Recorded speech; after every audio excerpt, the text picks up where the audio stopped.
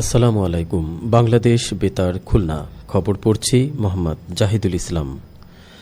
Attorney general barrister Ruhul Quddus Kajal বলেছেন, সরকার বিচার বিভাগের স্বাধীনতা নিশ্চিত করা এবং দেশের মানুষের ন্যায় বিচার পাওয়ার অধিকার প্রতিষ্ঠায় ধারাবাহিকভাবে কাজ করে যাচ্ছে।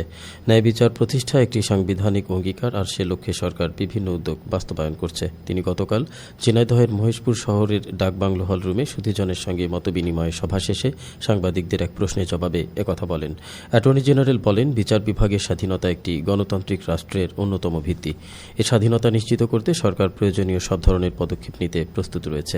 তিনি আরও বলেন, বিচার প্রার্থীরা যেন দ্রুত ও নিরপেক্ষ বিচার পান, সেজন্য বিচার ব্যবস্থার বিভিন্ন ক্ষেত্রে সংস্কার কার্যক্রম চলমান রয়েছে। তিনি উল্লেখ করেন, আদালতের অবকাঠামো উন্নয়ন, বিচারক সংখ্যা বৃদ্ধি এবং মামলার জট কমানোর লক্ষ্যে কার্যকর পদক্ষেপ গ্রহণ করা হয়েছে। একই সঙ্গে বিচার প্রক্রিয়াকে আধুনিক ও প্রযুক্তি নির্ভর করার উদ্যোগ নেওয়া হয়েছে, যাতে সাধারণ মানুষ সহজে বিচার সেবা পেতে পারেন। সভায় অংশগ্রহণকারীরা বিচার ব্যবস্থার বিভিন্ন দিক নিয়ে মতামত তুলে ধরেন এবং ন্যায় বিচার নিশ্চিত করতে সরকারের উদ্যোগকে স্বাগত জানান। স্থানীয় গণ্যমান্য ব্যক্তি, আইনজীবী ও বিভিন্ন শ্রেণী পেশার মানুষ এ সময় উপস্থিত ছিলেন। খুলনা সিটি কর্পোরেশনের প্রশাসক নজরুল ইসলাম মঞ্জু বলেছেন, সকল সম্প্রদায়ের মানুষকে সাথে নিয়ে আমরা একটা সমৃদ্ধ নগরী গড়ে তুলতে চাই। যেখানে যা প্রয়োজন সেখানে তা বাস্তবায়নের মাধ্যমে খুলনাকে একটি সুন্দর শহর হিসেবে গড়ে তোলাই আমাদের লক্ষ্য। এ কাজে তিনি ধর্ম বর্ণ নির্বিশেষে সকলের সহযোগিতা কামনা করেন।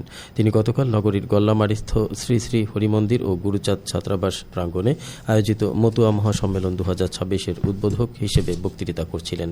কেসিসি প্রশাসক বলেন, প্রধানমন্ত্রী তারেক রহমান যে যাত্রা শুরু করেছেন তা হচ্ছে সবার আগে বাংলাদেশ।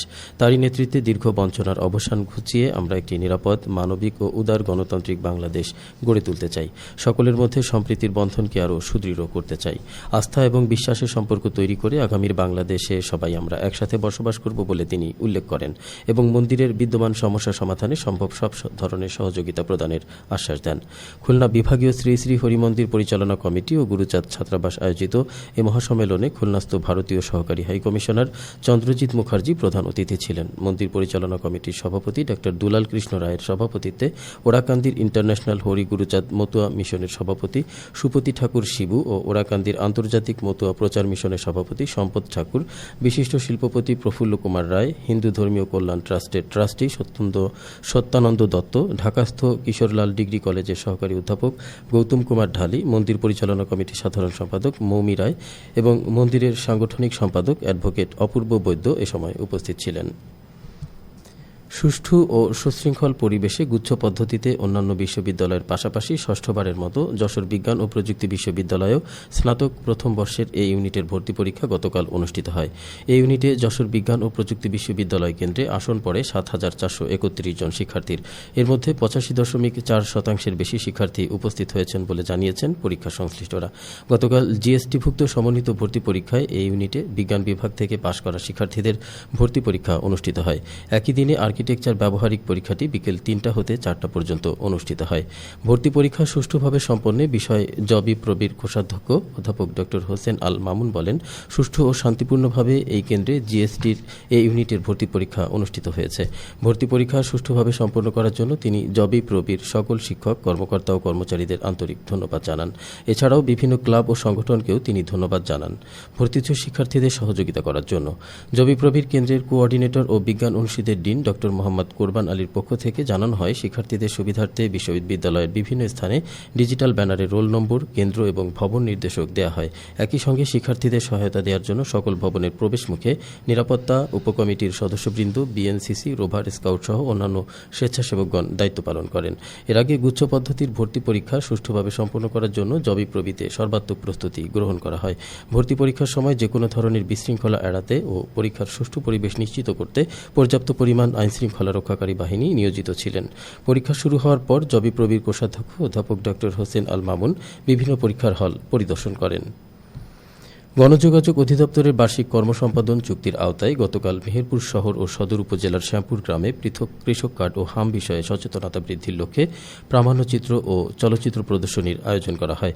এতে কৃষক কার্ডের উপকারিতা, কৃষকদের জন্য সরকারি বিভিন্ন সুবিধা এবং হাম রোগের লক্ষণ, প্রতিরোধ ও করণীয় বিষয়গুলো সহজভাবে তুলে ধরা হয়। এছাড়া চলচ্চিত্রের মাধ্যমে স্বাস্থ্য সচেতনতা বৃদ্ধির পাশাপাশি কৃষকদের আধুনিক তথ্য প্রযুক্তি নির্ভর সেবার সঙ্গে সম্পৃক্ত হওয়ার উপর গুরুত্ব আরোপ করা হয়।